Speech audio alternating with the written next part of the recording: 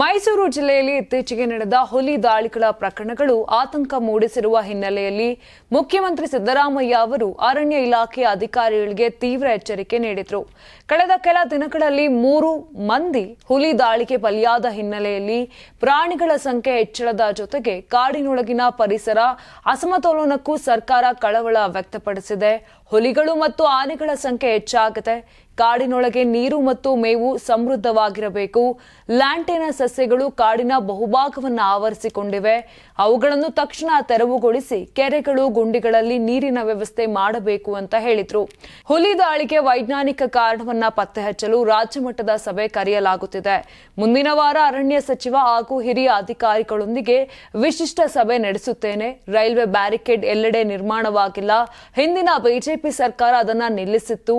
ಈಗ ನಾವು ಅದನ್ನ ಪುನರಾರಂಭಿಸುತ್ತೇವೆ. ಕಾಡಿನಲ್ಲಿ ಅಳವಡಿಸಲಾದ ತಂತಿ ಬೇಲಿಗಳು ಪರಿಣಾಮಕಾರಿಯಾಗಿಲ್ಲ. ಆನೆಗಳು ಅವುಗಳನ್ನು ತುಳಿದು ಹೋಗುತ್ತಿವೆ. ಆದ್ದರಿಂದ 1 ವರ್ಷದೊಳಗೆ ಅಗತ್ಯ ಸ್ಥಳಗಳಲ್ಲಿ ರೈಲ್ವೆ ಬ್ಯಾರಿಕೇಡ್ ಅಳವಡಿಸಲಾಗುವುದು ಎಂದು ಸ್ಪಷ್ಟಪಡಿಸಿದರು. ಜೊತೆಗೆ ಮಾಲಿನ್ಯ ನಿಯಂತ್ರಣ ಮಂಡಳಿ ಅಧ್ಯಕ್ಷರು ಸೇರಿ ಎಲ್ಲ ಇಲಾಖೆಯ ಅಧಿಕಾರಿಗಳೊಂದಿಗೆ ಸಮನ್ವಯ ಸಭೆ ನಡೆಸಲಾಗುವುದು ಎಂದು ಹೇಳಿದರು. ಪ್ರಾಣಿಗಳು ಕಾಡಿನಿಂದ ಹೊರಬರದಂತೆ ಕಾವಲು ವ್ಯವಸ್ಥೆಯನ್ನ ಬಲಪಡಿಸಲಾಗುವುದು ಅಂತ ಸಿಎಂ ಸಿದ್ದರಾಮಯ್ಯ ಹೇಳಿದರು. ಇನ್ನು ಮುಖ್ಯಮಂತ್ರಿಗಳು ಮೈಸೂರಿನಲ್ಲಿ ಕೆಡಿಪಿ ಸಭೆ ನಡೆಸಿದ ಸಂದರ್ಭದಲ್ಲೂ ಅಧಿಕಾರಿಗಳ ಕಾರ್ಯ ನೈಪುಣ್ಯ ಕುರಿತು ಕಿಡಿಕಾರಿದರು. 6 ತಿಂಗಳ ಬಳಿಕ ನಡೆದ ಈ ಸಭೆಯಲ್ಲಿ ಸುಮಾರು 10 ಗಂಟೆಗಳ ಕಾಲ ಅಧಿಕಾರಿಗಳೊಂದಿಗೆ ನಿರಂತರ ಚರ್ಚೆಯನ್ನ ನಡೆಸಿದ್ರು. ನಾನು ಬೆಂಗಳೂರಿನಲ್ಲಿ ಅಥವಾ ಬೇರೆಡೆ ಇರಲಿ, ನೂರಾರು ಜನರು ತಮ್ಮ ಸಮಸ್ಯೆಗಳನ್ನು ಹೊತ್ತು ಬರುತ್ತಾರೆ. ಹೆಚ್ಚಿನ ಸಮಸ್ಯೆಗಳು ಸ್ಥಳೀಯ ಮಟ್ಟದಲ್ಲೇ ಇತ್ಯರ್ಥವಾಗಬಹುದು.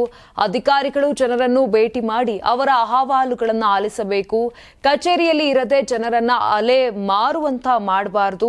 ಜನರೇ ಪ್ರಜಾಪ್ರಭುತ್ವದಲ್ಲಿ ಪ್ರಭುಗಳು. ಅವರ ಸಮಸ್ಯೆಗಳನ್ನ ನಿರ್ಲಕ್ಷಿಸುವುದು ದೊಡ್ಡ ತಪ್ಪು ಅಂತ ಎಚ್ಚರಿಕೆ ಕೂಡ ಕೊಟ್ಟರು. ಇನ್ನು ಮುಖ್ಯಮಂತ್ರಿಗಳ ಈ ಹೇಳಿಕೆಗಳ ನಂತರ ಮೈಸೂರು ಜಿಲ್ಲಾಡಳಿತದೊಳಗೆ ಚಟುವಟಿಕೆ ಹೆಚ್ಚಾಗಿತ್ತು. ಅರಣ್ಯ, ಕೃಷಿ ಮತ್ತು ತಹಸೀಲ್ದಾರ್ ಕಚೇರಿಗಳಲ್ಲಿ ಶಿಸ್ತು ಕ್ರಮದ ಚರ್ಚೆ ಚುರುಕಾಗಿದೆ.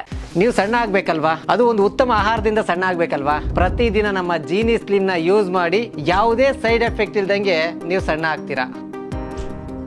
ನಿಮಗೆ ಮಾಧ್ಯಮದಲ್ಲಿ ಕೆಲಸ ಮಾಡುವ ಆಸಕ್ತಿ ಇದೆಯಾ? ಹಾಗಾದ್ರೆ ಕರ್ನಾಟಕ ಟಿವಿ ಡಿಜಿಟಲ್ ಮೀಡಿಯಾದಲ್ಲಿದೆ ನಿಮಗೆ ಒಳ್ಳೆಯ ಅವಕಾಶ. ಆಯ್ಕೆಯಾದವರಿಗೆ ಉಚಿತ ತರಬೇತಿ ಕೊಡ್ತೀವಿ. ತರಬೇತಿ ನಂತರ ಕೆಲಸ ಮಾಡುವ ಅವಕಾಶನೂ ಕೊಡ್ತೀವಿ. ಈ ಕೂಡಲೇ ನಿಮ್ಮ ಮಾಹಿತಿಯನ್ನ ಮೇಲ್ ಮಾಡಿ.